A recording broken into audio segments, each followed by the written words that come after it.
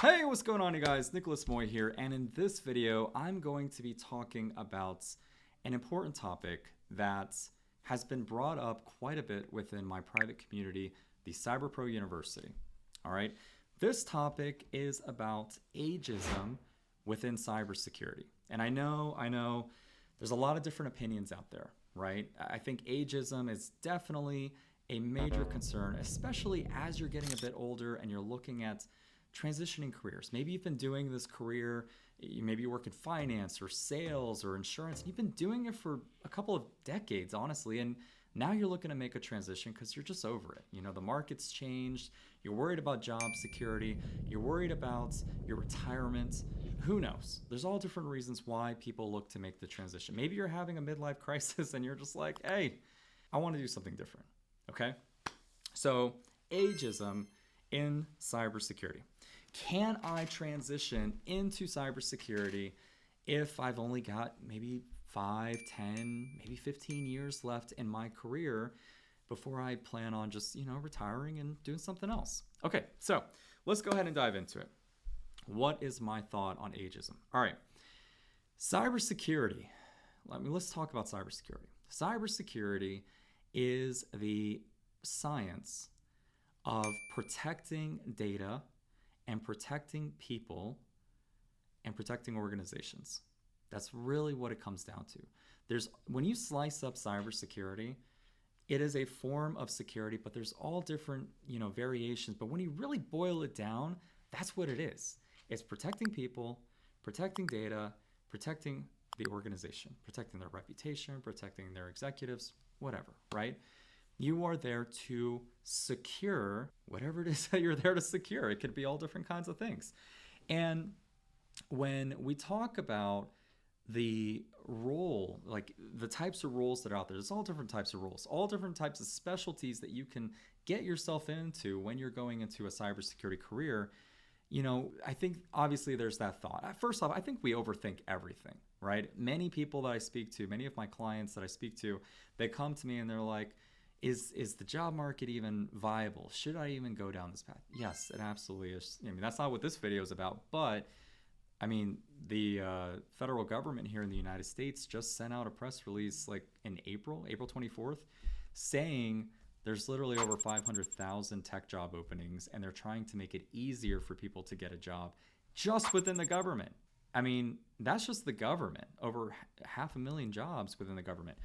Go outside of the government, all the private companies, all the publicly traded companies, that you've got a shot. You only need one.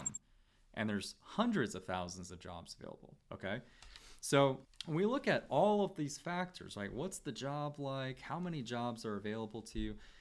Ageism. Is this thing, even something that I need to be concerned about? Ageism and cybersecurity. That's what this video is going to be about. All right, so I have received numerous questions about this recently. Not really sure why, but it's pretty cool. I think it's a good topic to discuss. Ageism within cybersecurity. So let me go ahead and kind of frame the picture here for a moment, or let's go ahead and draw this out. So ageism is obviously a higher concern for people that are midway through their career, they're getting closer to retirement, and they're looking to make that transition into, well, not necessarily a transition. They're getting up there in their years. Maybe they've been working for 20, 30, 40 years, and now they're considering the possibility of making a switch. They are looking at other job opportunities. Now, for some people, they're like, I'm going to go buy that sports car I've always wanted, right? It's that midlife crisis. I'm going to buy that sports car. I'm going to go buy that boat, or I'm going to go take that vacation. Some people, they're like, you know what? I've been doing this job for a long time. I want to switch. Like, I'm bored. There's not really any room for me to grow. I don't really care to grow if I tried. I don't want to get to the executive level. I just want to do something different, right? Life is good. I want to do something different. And so they start looking around, and they consider maybe cybersecurity as a viable option. Yeah, it looks good. Looks like this is a hot job market. Looks like there's a lot of interest here. Looks like this industry is not going anywhere. Should I consider moving into this career? And short answer, yes, you should. But why? Well, you look on the news, companies are getting hacked definitely every month. They're hitting the news lines every month. It's definitely happening every day. There's data to show that. It's not a bad time to get in. The United States federal government put out a press release on April 24th stating that they have over 500,000 job openings inside of tech. They're lowering the requirements to help more people get those jobs.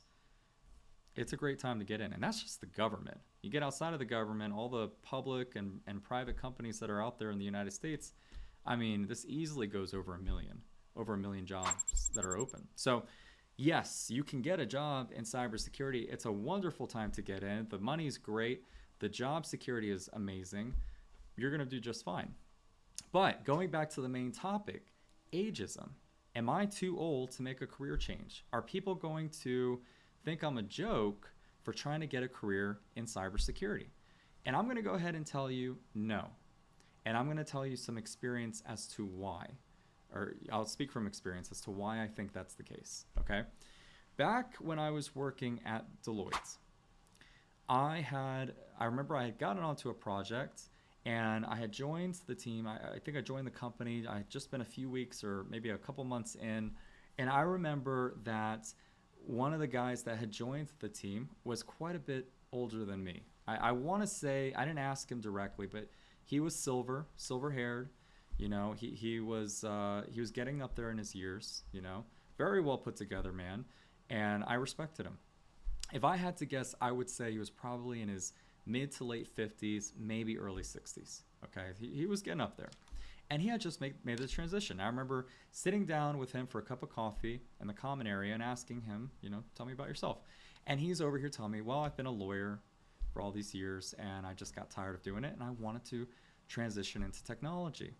And so we get to shooting the bull and, you know, talking through all that. And he tells me about his journey making the transition in and how he literally found a very unique position at the company that we were working at, where he was able to combine his previous knowledge and expertise in that prior career that he was in into this cybersecurity career that he's now in and that we're working together in.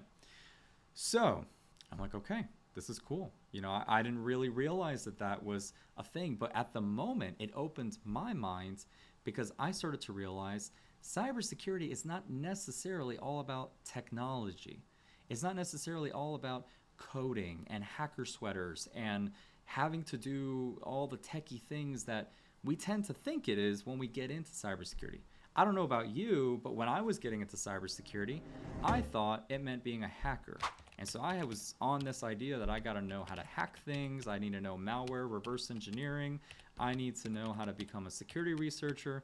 Because when you're kind of getting into it, that's kind of like the sexy image of cybersecurity. And boy, has that changed. At least for me, that image, that perspective has changed.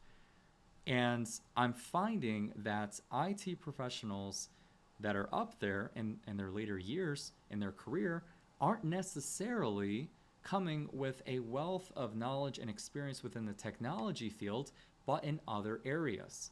This guy that I mentioned to you, this previous colleague of mine, he came from law practice, criminal law practice, and he learns the skill gaps, the areas that he needed to know in order to transition into cyber. So it just became an adaptation, an evolution of the current skill sets that he had, and he was able to bring that to the table and add value to the organization and their customers so that he can serve as a cybersecurity professional.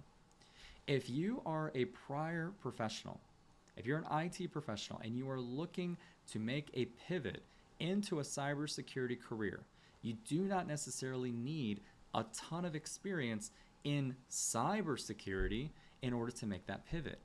Many times what you need is just to learn the skill gap, just to learn the language, learn the logistics and the compliance and some of the technology that's surrounding this environment and bring over your wealth of knowledge and experience into that new job, complement the two together, and you're the full package. You're exactly what they need, okay? If you're somebody that's coming from a sales background, chances are, I would hope, you're a pretty good conversationalist. You know how to speak to people. I will speak firsthand that most tech professionals that I have spoken to do not know how to speak to people. conversation engagements, talking with people and being empathetic and all that. Those are values that are very hard to teach, and not everyone has them, especially tech professionals. It's something that's a little bit harder for them. Techie guys, I mean, they get it. They can write code. They know math really well. They're nerdy. But the nerds aren't always the best at having a conversation with an executive who's worried about the business, who's trying to evaluate risk and profitability, right? This is where somebody with a sales background or somebody that has a lot of experience and exposure talking to people, evaluating risk and reward and all of those different things that we learn as other types of career specialists outside of technology, this is where that person can come in and shine. Because if you can take that experience that you've had of communication and complement that with your knowledge in technology, you can go a long ways with having conversations with a CEO or a COO or a legal team for a large company, and be able to go to bat for budgeting. Budgeting is huge for what we do in cybersecurity. These tools aren't cheap. Somebody's got to pay for it, and somebody's got to go through negotiation. And every year, every company is going to have budgetary planning phases where they have to, they've got an allotment of money, and they have to figure out, all right, IT team, we've got $1 million. Where are we going to invest this $1 million in this fiscal year? That's the budget, right? And so you've got all of these speakers that are speaking on behalf of the team, and somebody has to go to bat for the team, for the cyber team that needs that software or needs that project to get funded so that they can protect the organization. This is an area where you can shine, where you can take that previous experience and bring that to the table and really help the cybersecurity team grow and expand and beyond. Now that's just a sales person, right? All you insurance guys, realtors, sales reps, whatever, you're trying to get into cyber, this is an area for you to come in, learn some additional skills, and really skyrocket your career where you have a stable bi-weekly paycheck and a career that has plenty of margin above you so that you can grow, so you have other different types of careers and positions you can land, you can move up the career ladder, great retirements, it's recession proof, you're not worried about AI taking your job. I mean, literally, one of the best careers you can possibly go into. So I would say, my vote is, I wouldn't worry about ageism. I would say that if you are older, if you're an older professional looking to transition into cybersecurity, you have one up on the young bucks that are just trying to break into this career. Because you, more than likely, are a hard worker. More than likely, you have good ethics. And more than likely, you carry a wealth of knowledge and experience that cannot be taught in college. It cannot be taught with an IT certification, and it's irreplaceable, right? It's irreplaceable. So if you're an older professional and you're looking to break into cybersecurity, I say go for it. I say go for it. That's my 2 cents on this. By the way, if you are looking to start your career in cybersecurity and you're having some trouble finding the right training, maybe you're not getting any luck, maybe you've got a couple certifications, no one's paying attention to your resume, no one's paying attention to your job applications, you might be the right fit for my CyberPro Accelerator. The CyberPro Accelerator is a training program that is complemented with mentorship, meaning that you're going to be working with me and my team, where we all have a wealth of knowledge. We're all subject matter experts in our area. We're going to help you develop the skills and gain the knowledge as you work through all of the labs, you develop all these projects, you gain real working experience, and we're going to help you with your resume, with interview preparation, salary negotiation, and ultimately landing that dream job, making 6 figures in cybersecurity. So if that is you, I want you to click the link down in the description below. I have a free training video that I want you to go and check out. It's going to literally break everything down for you. So, check it out, see if it's something that you're interested in. And if so, I hope to see you on a future call. All right, see ya.